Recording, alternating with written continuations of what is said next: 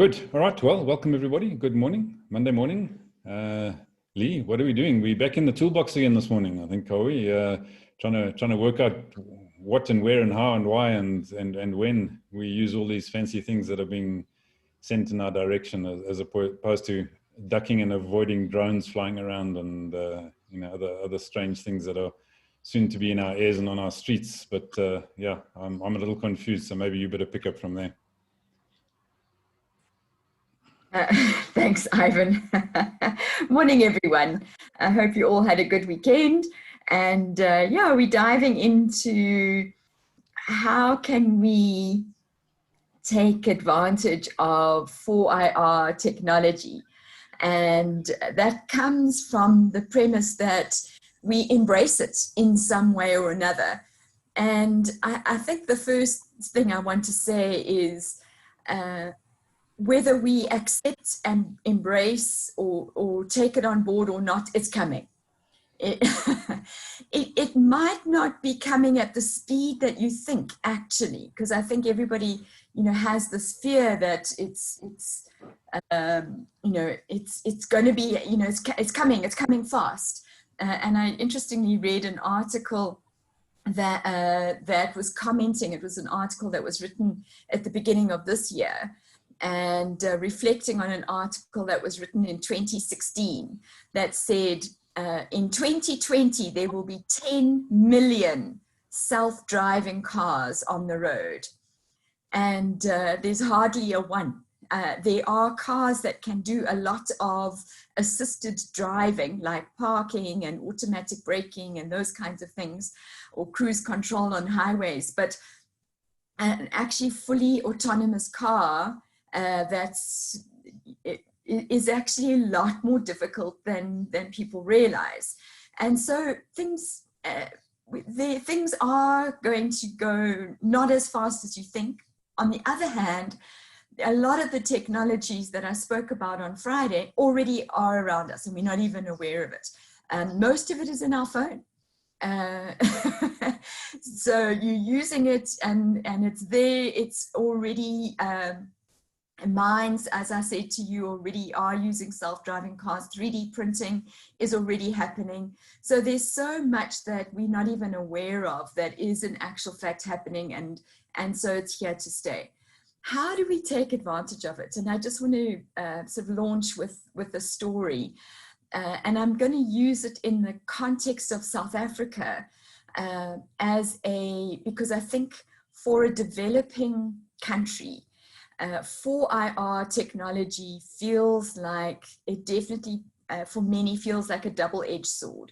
Are we investing in high-tech technology that's going to benefit the rich and the few versus the development, normal infrastructural development, for example, building classrooms and sewage and roads? That actually is, what really we need in this country. There was the story I want to tell, those of a man by the name of Richard Hardiman. I don't know if any of you know him. I've just discovered him. So he's an entrepreneur. He's not an engineer, but he saw a need in the market in Cape Town. And he, through his company, I think it's called I've lost the name of his company. Anyway, I'll send it to you. He has invented an autonomous water drone that collects waste products. So anything that's non-biodegradable in water. And it also then reads environmental data that is able to help the analysts know what is happening in terms of pollution levels in the water. So you can imagine this is a device that is incredibly important for the environment. It's contributing to benefiting our world. And he wanted this invention to be a South African product. And he couldn't find a university government company to invest in the development of this product, and eventually had to go to the Netherlands, where he found the investment, is being manufactured, it's extremely well known, and now everybody in South Africa wants it. And so I just tell that story about, are we missing opportunities that are right under our nose because we don't believe in our capacity or in our need to take on board something that's new and exciting and has opportunities, because our nose is we're too blinkered. So that's my opening question and story, and like to hear from you. You know, what are we open to? What are we close to in terms of opportunities relating to technology? Great, thanks, Lee. Yeah, it's a lot more pervasive than we realize. I think I was chatting to my one business partner the other day, and he was telling me that how his car is sending him SMSs and emails because there's some issue with one of the components or something. And so we've got our cars telling us what to do, our watches telling us what to do, our cell phones listening in on us and trying to remind us about things. So yeah, it's a lot more pervasive than we realize. So I think we have to go across to Mpumelelo first this morning. I know he wasn't expecting that, so I'm going to jump on him anyway. So it's over to you. Absolutely unexpected. All right. Good morning to everyone. I think, Lee, let me just start by saying that your presentation was actually quite great. I have done a lot of fourth industrial revolution reading, because early on I was trying to figure out what it is and how what is it going to translate to into the future, or what is it going to change, what is it going to affect, and so forth. But I think your presentation was very succinct in terms of just simplifying and making clear the scope of the technology. In terms of your question today, opportunities, I would say they are there, but probably we haven't done enough work to see what these new technologies can potentially mean in terms of solutions to the problems that we have currently. And because of that, possibly it becomes very difficult to see where the opportunities are and what they are. So probably that's step 2 from understanding the technology. Step 2 is, what then can we do with this technology given the problems and the challenges that we have?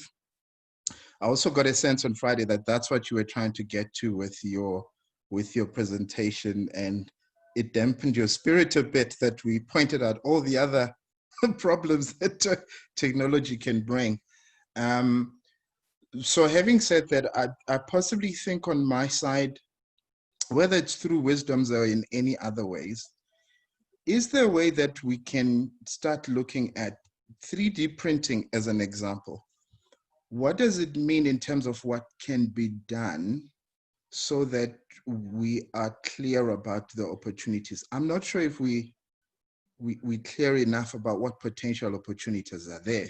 We know what's happening, we know what's being done, but possibly we don't know enough what can be done, and possibly that's the question we need to answer. Let me keep it there for today. Thanks, Mpumelelo. Yeah, look, 3D printing is a fascinating subject, and if you drill into it, you'll find that not only are we printing buildings and vegan steaks, but they're also looking now to potentially print organs, so for use for organ transplant.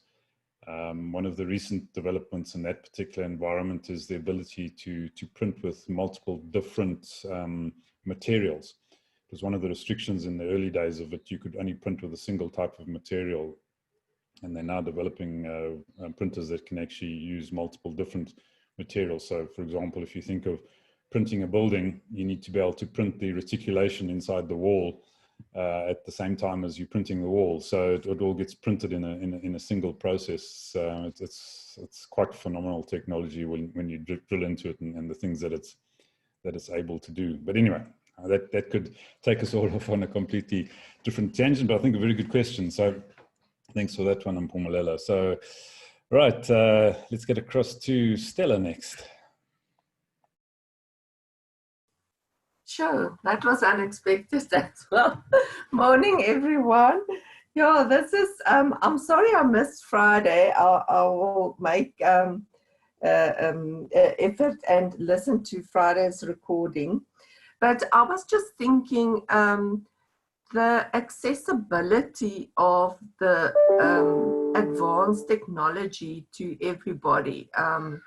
You know, even if you think of 3D printing, would that only be, because currently, you know, it's I'm sure it's quite expensive. And my thoughts are going to the big gap between the poor and the more privileged. Is the 3D, oh, not 3D, the new technology for IR, is it going to increase the gap between the poor because they might not be, the technology will not be accessible for them? And I'm just thinking of, you know, the big gap between the poor and the more privileged people, that gap is actually going to grow bigger. I'm not sure. That's what I'm thinking about this morning. Maybe you guys can maybe give me your thoughts on that. Thanks. Thanks, Stella. I think it is one of the big fears that are being pushed out there is that's going to happen. I think the real opportunity in my mind there is for the ability of the upliftment of people, because now you re-educating, repurposing, you have the means through this technology to get to a much wider audience. I saw an interesting story not so long ago about a company that donated a whole lot of iPads to a remote rural school. And many of these children had never seen that technology before, or computers of any kind. And these young kids out in that environment from the age of 4, 5, 6, within 15 to 20 minutes, they were operating those iPads. So, you know, I think the opportunity is there. It's finding the people with the wherewithal and the will to actually get out there and make the things happen. So that's my thought on that one. So Jasper, let's come across to you next. Hi there. In our Gig Club webinar for the last 2 Sunday nights, we've listened to Peter Diamandis on future trends.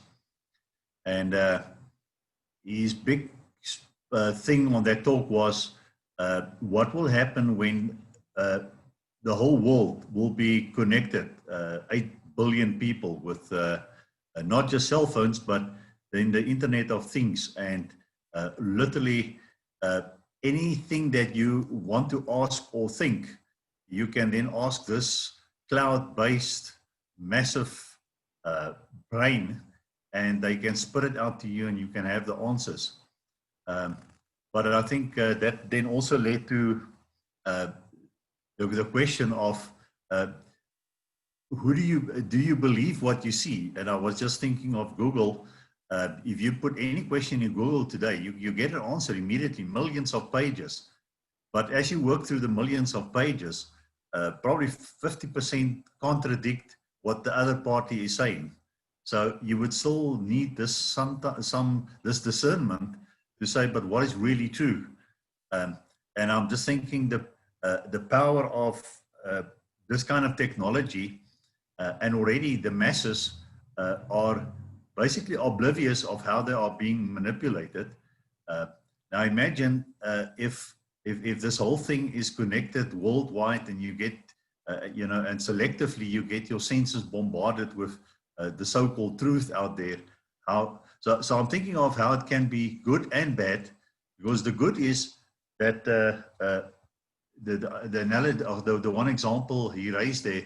What if you have, let's say, what is it, a Plato or a Socrates, and they were these wise people of the old days that taught you how to think.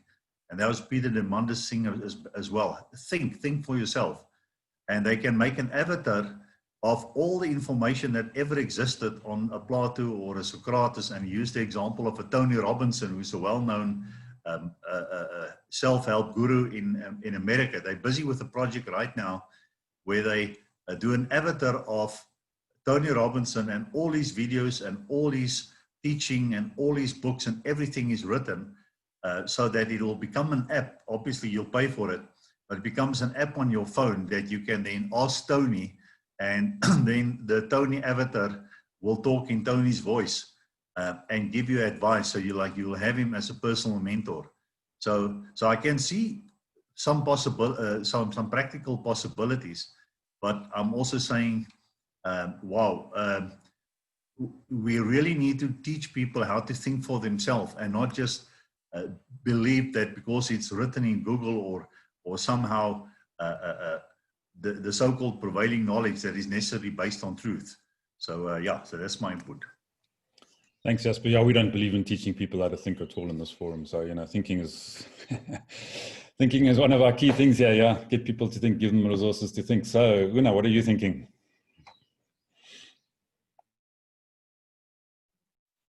Yeah, so I agree with so many of what's already been said. It's just, again, it's a tool, so it's all about how are we going to use it, and if we have access to a powerful tool, we need big responsibility in the way in which we handle it. And I think that's where Jasper is maybe coming from, and saying that we need to take responsibility of what we know, how we think, finding, because it's also, it can go both ways, because on the one hand, the fact that everything is open and information is so available, on the one hand, it's easier to manipulate people that don't do the thinking for themselves and only rely on certain mainstream information, but it's also available for people like us that maybe want more information, and that in that sense it's also more open. So it's all, again, just how you use it. And just to get back to the example in the beginning, and the question for today is, are we using those opportunities? And for me, I would just like to ask, just in general, how do I, as a person that's not part of a big institution, that's not, you know, how can I harness some of those opportunities here where I'm sitting at my house, and I'm not the one at the forefront of developing this technology, and I don't really know the people that's doing it, and I'm sort of feeling in a way, and I think that's part of why I'm taking part on these forums, is how can I also just play a part, because I do think there's great opportunities, but with great responsibility as well. Great, thanks. And yeah, I think some great questions, and that's hopefully what we're delving into today. So let's go across to Donovan. Donovan Europe. Morning, everyone. Yeah, I didn't catch Friday's session, but I'm basically basing mine on the presentation of yesterday at our Geek Club. It also dealt with technology. So I was thinking of the possibility of reaching billions of people quicker and easier than before. And if there's a possibility to convert that contact into business. So the presenter was saying you are able to offer services to billions of people and become a billionaire overnight. So I think that's the possibility that I presented with the developments that we see today. Thank you. Thanks, Donovan. What was, maybe you just pop into the chat box. What was the presentation you watched? I didn't catch it in the beginning, but if you can maybe just pop that into the chat box, and we can see what it was. Right, Ed, let's get across to you next. Yeah, I've got a lot of jumbled thoughts, which I think can be brought together under the heading of, I don't believe in the triumph of hope over experience. On Friday, I noticed Ivan bristle when I mentioned that I don't think technology will solve climate change. And the first thing that Lee said this morning was about all these self-driving cars. And then I think Ivan also mentioned cars as well. I hear cars talking to us.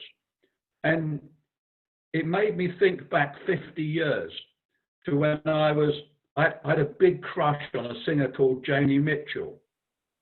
And if you don't remember Joni Mitchell because you're too young, she sang a song called Big Yellow Taxi. And part of the words in it were they paved over paradise and put up a parking lot. And it was an anti-car song 50 years ago. And at the same time, I think all the ladies were in love with Cliff Richards. And 50 years ago, he sang a song called The Joy of Living. And some of the words in there were, oh, the joy of living, just to know we're giving all the air we need to feed the car. And more recently, in London during lockdown, the air quality has improved. Less people have died from chest conditions like asthma because air quality has improved. But yesterday, our finance minister said we need to all go back to work because businesses in London are closing down, the sandwich shops are closing down, the cafes are closing down. So we need to get back to normal to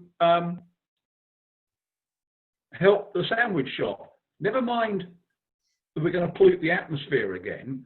And that's why I think, and Una said about handling the tools properly. And I think history has shown us that we use technology for short-term, selfish reasons. We don't use it to uplift people. We use it to actually make more money and oppress people, give people poor wages. Look at what's happened in various economies where the rich have got richer and the poor have got poorer. The technologies don't help normal people. They don't help the planet. They could do. We could actually, I mean, that thing we were talking about, that plastic machine, all it does is give people an excuse to throw more plastic in the ocean because we can clean it up. The solution isn't a machine to clean up plastic. It's stop throwing the stuff in the ocean. So technology isn't the answer. It's behavioural change in people that we need to bring about. So perhaps we need to look at some of those protest songs 50 years ago and listen to the words. That's me. Great, thanks, Ed. Yeah, nothing keeps on changing. We keep on doing the same things over and over again. So, right, Herman, let's get across to you. Morning, everyone. I strongly believe that there are both negatives and positives. And for me, the fourth industrial revolution, I draw a parallel to when the printing press was created by Gutenberg. The printing press, for example, took the manipulative power away from the Catholic Church because people all of a sudden had access to knowledge which was kept away from them before. Now, if you look at a continent like Africa, Africa can only catch up with the rest of the world by leapfrogging certain development stages. And we can only do that through new technology. And some of them are working extremely well. If you look at what M-Pesa does as a means of payment in Kenya, it's phenomenal. People don't need a bank anymore in order to be able to pay other people or collect money simply through an automated system via cell phones. There's a company in America called Icon, which is very much into printing of low-cost houses. They believe that with a little bit of tweaking, they can build a 70 square meter house for less than $4,000. And they have actually started building those houses somewhere in Latin America already. So, as I said, in order for us to be able to leapfrog, we need the new technology, particularly if you look at the African continent. Otherwise, we will always be the fifth wheel on the vehicle. And yes, we do need to critically look at education itself. And again, I think modern technology can play a major role in order to create the thinking which some of you have actually pointed out is missing in the whole kind of process. And I think, and I am aware of organizations that strongly work on an educational system for the 21st century. Thank you. Thanks, Herman. All right, Nazipa, let's get across to you next.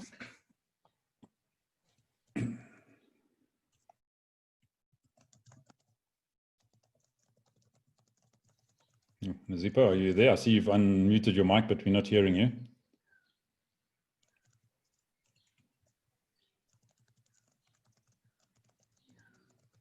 Seem to have a problem with Nazipa's sound.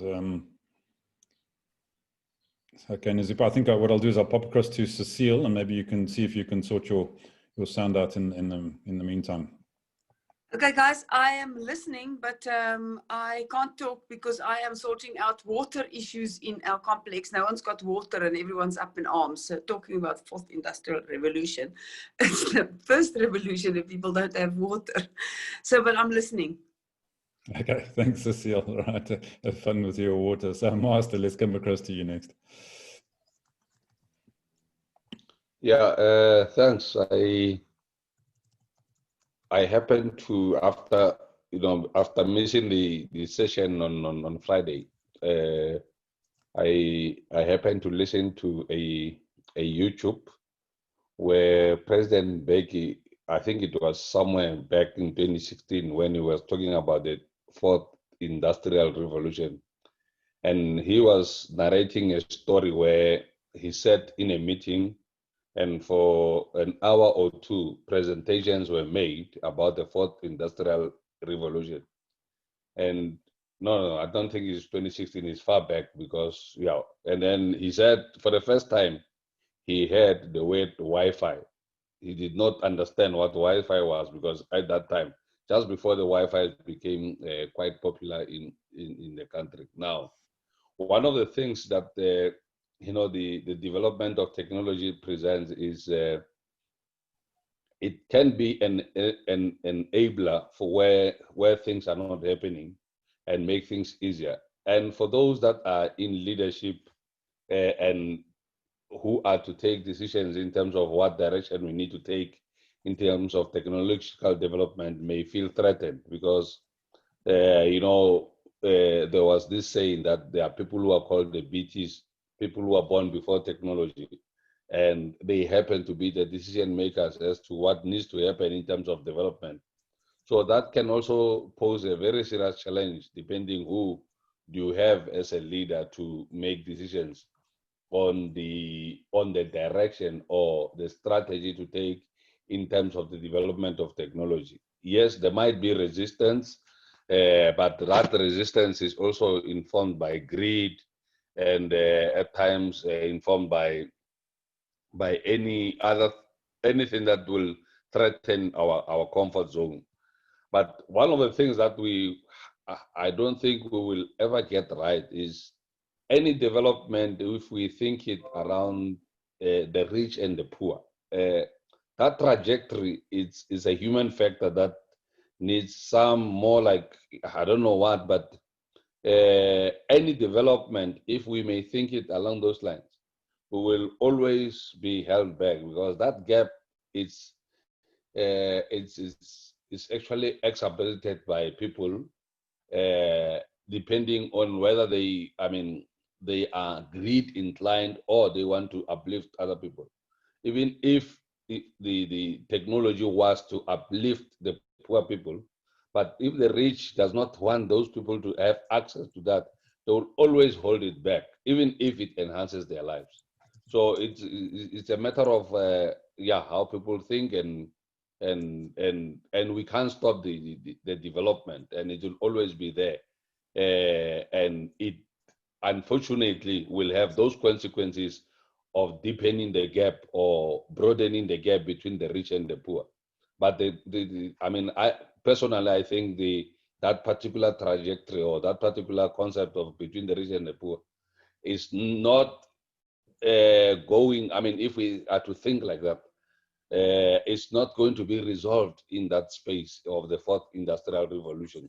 The revolution was, I mean, that is why it's called the revolution. It will also, you know, continue to be a revolution, whether it widens the gap or it widens, or what is the opposite of wide? My English is narrows. away. Yeah. Or narrow. Yes. Okay.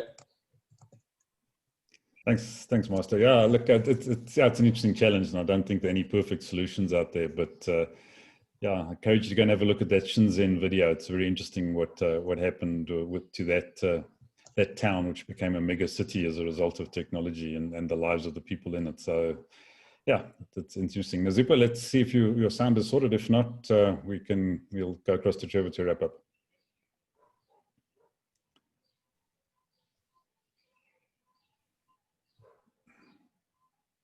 No, still seems like we're not hearing you, Zipa, unfortunately. That's a real pity. Okay, Trevor, over to you. Yeah, so I love this. I'm reminded of 30 to 40 years back. Here in South Africa, we recognized that information was being withheld from the vast majority of our population. And when you looked around the world, those in power, and they tended to be the rich, and people talk of all of the poor, the distinguishing factor was lack of information for me. And I think today we see, particularly here in South Africa, lack of transparency now leads to mega corruption. There are those individuals who turn around and say, if we can take and keep as much information away from people as possible, we have the power in our hands. And I think that relates to technology as well. And I think all the greatest advances on this planet come back to, and I love what Master said, enabling technology. And it's those individuals who turned around and said, man, I've got a great technology here, even though, what did Henry Ford say? The customer can get it in any color he wants as long as it's black. Perhaps he didn't have the right mind in terms of offering customers choice, but what he did was let us on the way to driverless cars right now. So they might not have arrived on our doorstep, but they are probably around the corner. And then you've got to consider what did technology do for the Uber and B&B. I mean, Mpumalelo would not eat if Uber Eats was not around. I can see that. So technological advances, we've got to champion people who actually utilize technology and put it out into the marketplace as enabling technology. And I hope as a result, they get as rich as possible so they can develop more and more technologies. And I think we must eradicate all those individuals that want to keep technologies away from, particularly the poor, information away from the poor. Just give them as much as possible and watch what they do with it. Thanks, Trevor. Yeah, it's interesting you talk about that that whole thing. I saw a quote from, interesting enough, a British politician, I think it was, who said, you know, governments don't want people to be smart or healthy because then they're impossible to control. So just think about how that impacts the thinking around the current situation. But anyway, I'll leave you with that lovely thought. So Lee, over to you to wrap up for today and tell us what's on the cards for tomorrow.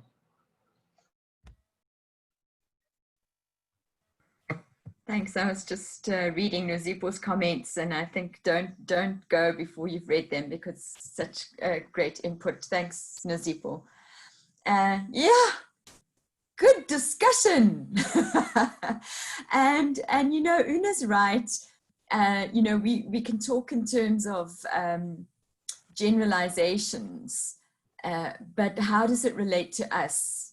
And I don't know if that's what we, need to talk about tomorrow, but I do think it's a question, is what is relevant to me in my life and in my work, and how do I think differently in order to incorporate new technologies that could help, or at least contribute to a community discussion, an ongoing conversation that some of our concerns are starting to get raised. So it's, it does come back to, what is your role, and what is it your responsibility. So I want to then come back to something that I had sort of indicated last week was playing in my mind based on the various conversations that we'd spoken about. And it is this balancing act that we need to play in our lives as human beings, because we are social beings. We're not as much as we want to be independent and live our own lives, and we've got our dreams and all the rest of it. Certainly in Western society, that is something that's emphasized very strongly.